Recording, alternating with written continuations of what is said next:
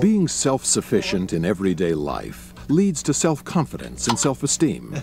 Occupational therapists provide a pathway to self-sufficiency by teaching mentally or physically challenged people new skills or how to modify old ones to compensate for lost abilities. The job of an OT involves teaching and motivating patients to develop, recover, or maintain daily living and work skills. It is a career that requires strong analytical skills and creativity in developing innovative and effective treatments for a variety of challenges.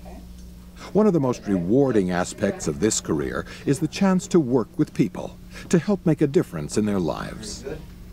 To be successful in this profession, you should be caring, supportive, and enthusiastic about working closely with people in need, since you'll be getting involved in many different aspects of your patients' lives, helping them get well, live well, and stay well. Occupational therapy can be emotionally and physically demanding, but helping patients enrich the quality of their lives and achieve self-sufficiency can be an immeasurably rewarding experience. You got it.